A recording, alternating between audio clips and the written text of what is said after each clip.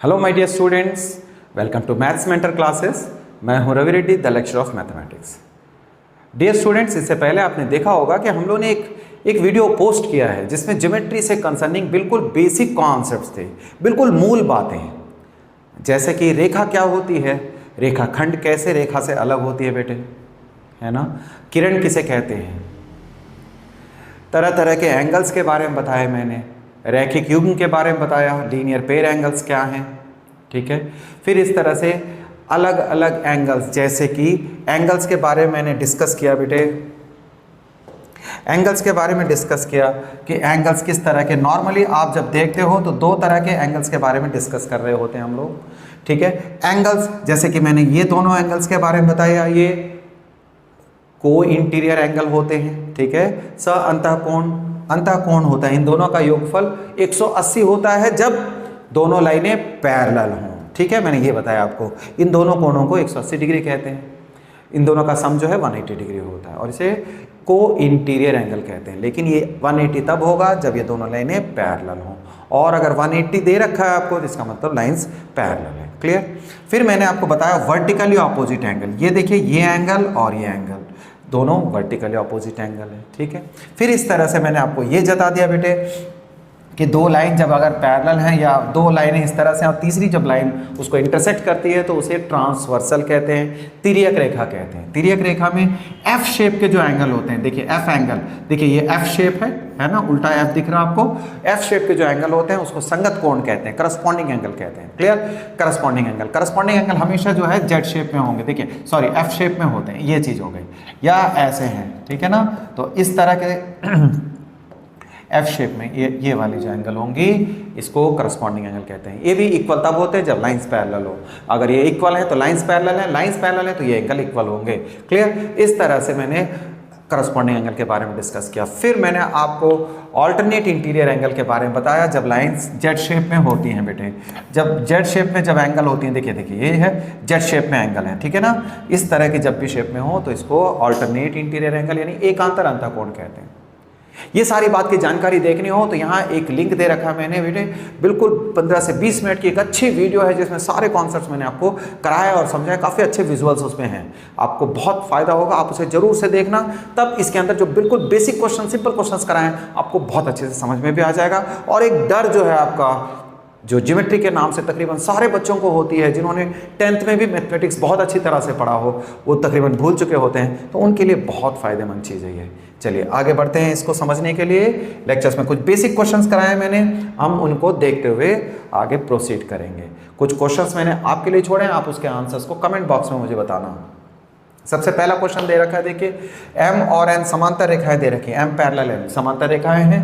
M parallel N अगर समांतर है तो आपको करना है, आपको बताना है एक्स की वैल्यू। एक्स की वैल्यू क्या है, कैसे देख रहे हैं, टी एक तिर्यक रेखा है बेटे, ट्रांसवर्सल है, तो एक्स की वैल्यू क्या होगी। तो आपको सारे एंगल्स के बारे में जानकारी हो रखी है इस समय, ठीक है। तो मैंने आपको बताया था कि जो एंगल्स हैं, ये वाली जो एंगल है, देखिए ये जेड शेप हो रही है ना। जेड शेप जब कभी भी एंगल में हो तो उसका मतलब वो एंगल्स अल्टरनेट इंटीरियर एंगल होंगे। तो लाइंस पैरेलल हैं, lines are parallel, therefore alternate interior angles are equal, ठीक है। तो लैंग्वेज की जरूरत है नहीं, लेकिन अभी बेसिक क्लास है इसलिए ये दोनों एंगल जो है इक्वल होंगे। एक्स की वैल्यू 60 डिग्री। एकांतर कोण कहते हैं इनको, ठीक है, एकांतर अंतःकोण। ये जब भी रेखाएं समांतर होंगी तो अंतःकोणों का कोण जो होंगे वो इक्वल होंगे, ठीक है।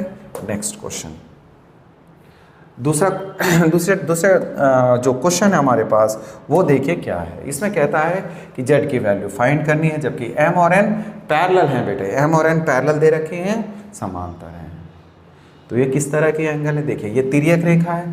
तिर्यक रेखा में एक तरफ के जो एंगल होंगे, अंतःकोण जो होते हैं वो अंतःकोण कहलाते हैं, और इनका सम 180 डिग्री होता है अगर लाइंस पैरेलल हैं। तो देखिए एम और एन पैरेलल दे रखी हैं, एम और एन पैरेलल हैं, इसलिए इनका सम जो होगा 60 degree plus z is equals to 180, क्योंकि ठीक है एम पैरेलल एन है, तो सम ऑफ, ठीक है, को इंटीरियर, ठीक है बेटे, को इंटीरियर इज 180, ठीक है, अंतःकोणों का योग। अंतःकोणों का 180 डिग्री होता है। तो जब भी लाइंस पैरेलल हो तब ये कंडीशन सेट होती है। इसका मतलब आप जानते हो जेड की वैल्यू 120 डिग्री हो जाएगी, है ना बेटे, इस तरीके से।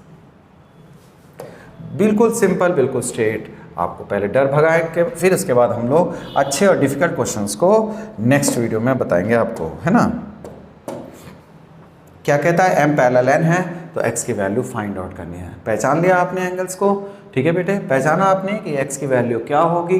देखिए एंगल किस शेप में है, एंगल जो है वो इस शेप में है। तो इस शेप में जब है तो आप देखिए जरा, ये कौन सी शेप दिख रही है आपको, ये कौन सी शेप दिख रही है, एफ का शेप दिख रहा है बेटा। देखो एफ है, रिवर्स शेप में एफ एंगल है ना, तो एफ के एंगल को क्या कहते हैं, संगत कोण कहते हैं। क्या कहते हैं, संगत कोण, ठीक है, संगत कोण कहते हैं।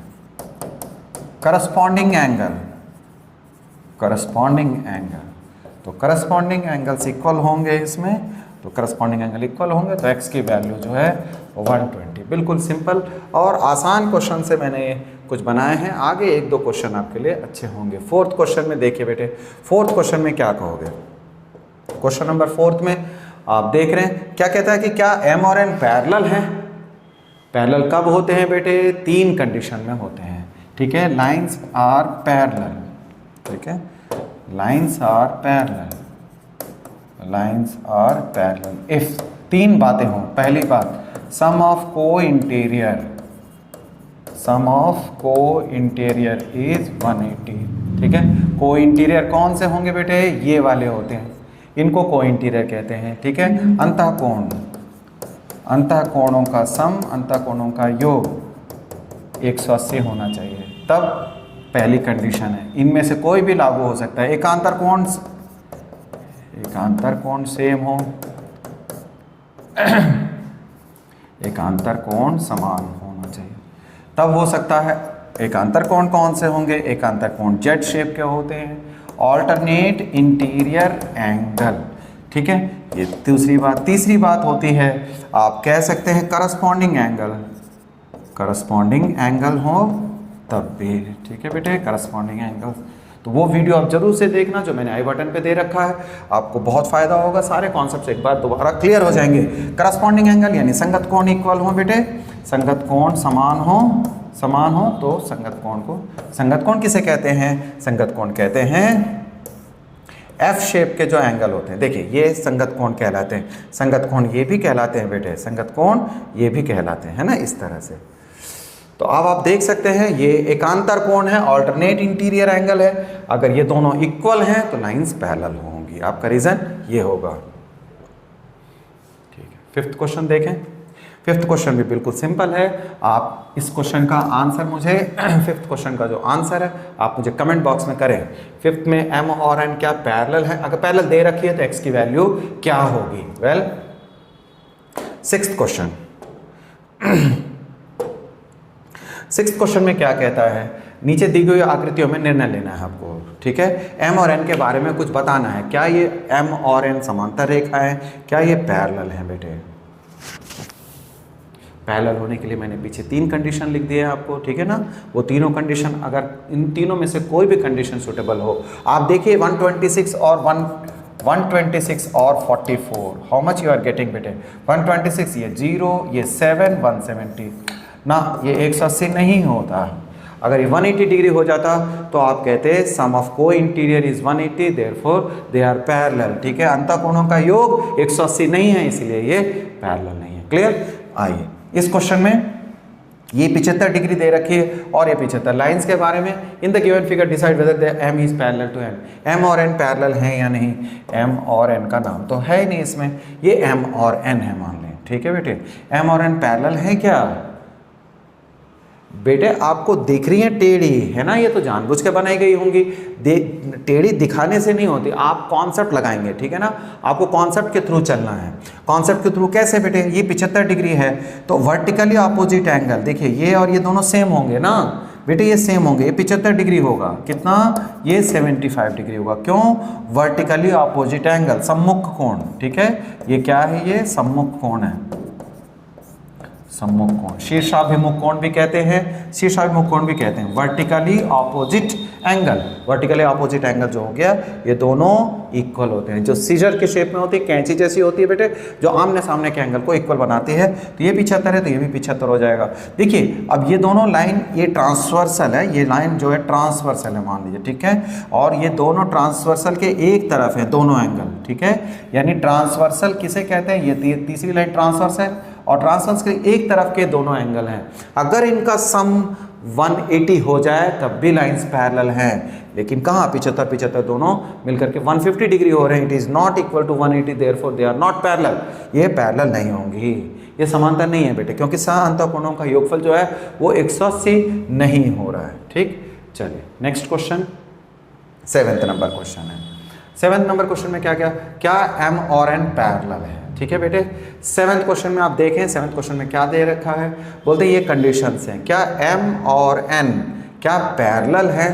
तो इसके दोनों के आंसर आपने मुझे कमेंट बॉक्स में ज़रूर से सेंड करना, मैं रिप्लाई देखूंगा आपका। ठीक है, आप इस वीडियो को कभी भी देखते हैं, कहीं से भी देखते हैं, कितना ही पुराना क्यों ना हो, मैं आपको रिप्लाई ज़रूर करूँगा। आप इसका रीजन के साथ एक छोटा सा आंसर जरूर से लिखें। ठीक है, आप देख सकते हो ये 57 डिग्री है, 123 डिग्री है, आपको हेल्प इसमें मिल जाएगी। बहुत सिंपल क्वेश्चन है, ये क्वेश्चन आपके जिम्मे है। चलिए 8th number question, 8th number question कहता है कि एम और एन क्या पैरेलल है, एम और एन पैरेलल हैं या नहीं। चलिए देखा जाए इसमें एम और एन पैरेलल कैसे हैं बेटे। एम और एन में देखें, अगर ये 130 डिग्री तो वर्टिकली ऑपोजिट एंगल के मुताबिक ये भी 130 हो जाएगा। ठीक है, अगर ये 130 है तो ये भी 130 होगा बेटे। वर्टिकली ऑपोजिट एंगल, देखिए ये एंगल कट रहे हैं ना, लाइन और ये लाइन कट रहे हैं, तो ये शीर्षाभिमुख कोण यानी सम्मुख कोण जो होते हैं 130 डिग्री समान हो गए। 130 और 50 180 है, अंतःकोणों का योग 180, इसका मतलब लाइंस पैरेलल हो गए।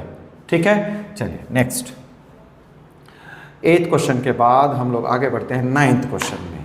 ठीक है बेटे, 9th क्वेश्चन आपके लिए होमवर्क है, आप इसके मुझे आपके लिए टास्क है बेटे, आप इसको मुझे लिख करके कमेंट बॉक्स में करना। कहता है यदि एम और एन पैरेलल है, एम और एन पैरेलल दे रखी हैं, ठीक है। पी और क्यू के बारे में आप तिर्यक रेखा समझना, ये तिर्यक रेखा है, ठीक है। दीज आर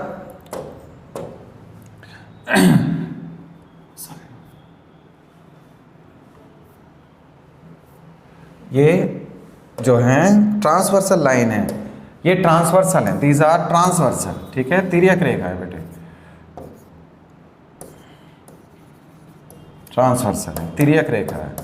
तो आप करना कहना कि एम और एन पैरेलल हैं, तो आपको x की वैल्यू फाइंड आउट करनी है। x की एंगल कितनी होगी, उसका रीजन क्या है, इसमें भी m और n पैरेलल हैं, तो x की वैल्यू क्या है, ये आपके लिए टास्क है। आप इसे कर करके मुझे कमेंट बॉक्स में लिखना। चलिए 9th के बाद 10th क्वेश्चन में देखें। 10th क्वेश्चन में आप क्या देखते हैं। 10th क्वेश्चन एक ऐसा क्वेश्चन है जो आप समरी है, अब तक जितने क्वेश्चंस आपने कर रखा है उसका समराइज फॉर्म है। चलिए इस क्वेश्चन को देखते हैं, इसका आंसर्स मैं करा देता हूं। इसके लिए आपको आपके पास जो टास्क है वो भी आसान हो जाएगा आपके लिए।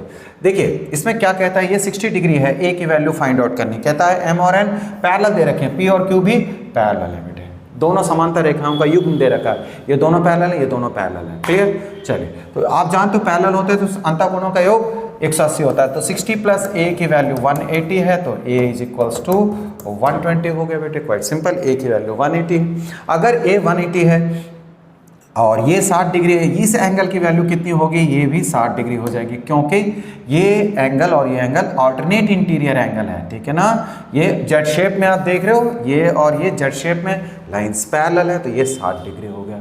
और अगर ये 60 डिग्री है तो ये दोनों एंगल जो होंगी संगत कोण हो जाएंगे, संगत कोण, करस्पॉन्डिंग एंगल। ठीक है, करस्पॉन्डिंग एंगल, ज़्यादा लिखने की जरूरत नहीं है, ऑब्जेक्टिव पेपर होता है आपका, कितना जल्दी कर सकें बेटे। ये 60 डिग्री है तो ये भी 60 डिग्री हो गया, बी की वैल्यू निकल गई। 60 डिग्री है तो ये रैखिक युग्म है, ये 60 डिग्री है तो ये भी 60 डिग्री हो जाएगा, क्योंकि वर्टिकली ऑपोजिट एंगल है, सम्मुख कोण है बेटे। ठीक है ना, सम्मुख कोण ये 60 डिग्री, यानी ये 60 है तो ये भी 60 हो जाएगा, वर्टिकली ऑपोजिट एंगल। ये क्या है, बी और डी रैखिक युग्म है बेटे, B plus D is equals to 180। Reason क्या देंगे आप, रैखिक युग्म है ना, रैखिक युग्म का जो सम होता है, यानी linear pair angle, linear pair angle. ये क्या होती है बेटे लीनियर पेयर एंगल? जब भी एक लाइन हो और उस पर एक किरण जो है इस तरह स्टैंड करती है तो इस एंगल का सम और इस एंगल का सम 180 डिग्री होता है। एक सरल रेखा पर एक किरण इस तरह से हो तो दोनों तरफ के एंगल का सम, जो आसन्न भुजाएं हैं उनका जो सम हो जाएगा वो 180 डिग्री हो जाएगा। तो आप ये देख रहे हो, ये बी एंगल आपको पता चल गया बेटे, ठीक है, और ये डी एंगल, दोनों एंगल रेखिक युग्म हैं, इसलिए इनका सम 180 हो जाएगा। चलिए एक बार फिर से देख लेते हैं क्वेश्चनों के बारे में, ठीक है। आपने यहाँ तक समझा, एक बार दोबारा समझा देता हूँ मैं। देखिए ये एंगल 60 डिग्री है बेटे, ये भी ए एंगल, इन दोनों का सम 180 होगा। क्यों? क्योंकि ये लीनियर पेयर है, ठीक है, ये लीनियर पेयर है, इसको लीनियर पेयर कहते हैं। ये एक तरफ के एंगल को लीनियर पेयर कहेंगे। लीनियर पेयर का सम 180 होता है, इसलिए ये 120 डिग्री हो गया। इसके बाद आप देखेंगे कौन सी एंगल, ये एंगल और ठीक है, ये एंगल जो है आप देख पा रहे हो, इस एंगल को, इस एंगल को, ये जेड शेप में है तो इसका एंगल की 60 डिग्री हो जाएगी, ऑल्टरनेट इंटीरियर एंगल है, ठीक है। ये अगर 60 डिग्री हो गया तो बेटे ये दोनों लाइनें पैरेलल हैं, तो ये 60 है तो ये भी 60 हो जाएगा, क्योंकि संगत कोण कहते हैं, करस्पॉन्डिंग एंगल। देखिए ये इस फिगर को गौर से देखिए आप अब और इस फिगर को देखें तो आपको दिखेगा कि ये एफ शेप में है। देखिए ये वाली जो लाइनें हैं ये एफ शेप में है, देखना एफ शेप में है। अगर ये एफ शेप में है तो दोनों एंगल जो होंगी वो सेम होंगी। तो अगर ये 60 डिग्री है तो ये 60 हो जाएगा, अगर ये 60 है तो शीर्षाभिमुख कोण की वजह से ये 60 डिग्री हो गई, और अगर ये 60 है तो रैखिक युग्म से, यानी बी और डी एक ही रेखा के दो एंगल हैं अलग अलग, ठीक है बेटे, तो ये 120 डिग्री हो जाएगा। इस तरीके से आप इसको देख पाएंगे। इस तरह से इस क्वेश्चन को हमने पूरा किया। 11th क्वेश्चन आप देख सकते हैं। 11th क्वेश्चन में क्या किया, दी गई आकृति में दो कोणों की भुजाएं समांतर हैं, दोनों कोणों की, यानी दो कोण आप देख रहे हैं, ये दो कोण दे रखे हैं बेटे, ये दोनों कोणों का कि भुजाएं किसको कहते हैं, यानी भुजा इसको कहोगे आप, ठीक है ना, भुजा इसको कह रहे हैं हम लोग। वी आर टॉकिंग अबाउट, ये इसके पैरेलल है और ये वाली इसके पैरेलल है बेटे, पैरेलल दे रखी हैं। तो आपको कौन कौन से एंगल निकालनी है, ये वाली एंगल निकालनी है और ये एंगल निकालनी है, ठीक है ना। इसके बारे में आप सोचना, मुझे आप रिप्लाई करना। क्वेश्चन का नंबर लिखेंगे कमेंट में और उसका आंसर लिखेंगे, रीजन लिखेंगे। मैं आपको चेक करके जरूर रिप्लाई करूंगा, आपको मोटिवेट करूंगा आपकी पढ़ाई में और आपको बहुत एनकरेज करूंगा आपके आंसर के साथ। और कोई और टिप्स जरूरी हुआ तो मैं कमेंट में ज़रूर लिख करके बताऊंगा। पढ़ते रहिए और मेरी पिछली वीडियो को ज़रूर देखना और मेरे वीडियोस को फॉलो करते रहिए। एक नए से बहुत से, अभी जस्ट एक मैं सैम्पल वीडियो से डाल रहा हूँ, आगे कॉन्सेप्ट्स के कराते हुए लंबे वीडियोस पूरे टॉपिक को एक्सप्लेन करते हुए फिर शॉर्टकट तरीके। अभी मैं कोर कॉन्सेप्ट पे फोकस कर रहा हूँ, ठीक है बेटे, क्योंकि कोर कॉन्सेप्ट ज़्यादातर बच्चों को कोर कॉन्सेप्ट में दिक्कत है, ट्रिक्स के पीछे भागते हैं, क्वेश्चन आता कुछ है नहीं उनको, ठीक है। तो कोर कॉन्सेप्ट पहले समझ लें, अगर जरूरी हुआ तो शॉर्टकट, जिसके शॉर्टकट होंगे, ट्रिक्स होंगे, वो जरूर कराया जाएगा। कैसी लगी ये वीडियो कमेंट में जरूर बताना मुझे, ठीक है बेटे। और कीप डूइंग, सिलेक्शन के लिए पूरी मेहनत कीजिए और अपने आप पे भरोसा करें। ट्रस्ट ओनली योरसेल्फ, तुम्हारी मेहनत तुमको हर जगह, हर उस जगह पे ले जाएगी जहां तुम चाहते हो। मिलते हैं नेक्स्ट वीडियो में। All the best.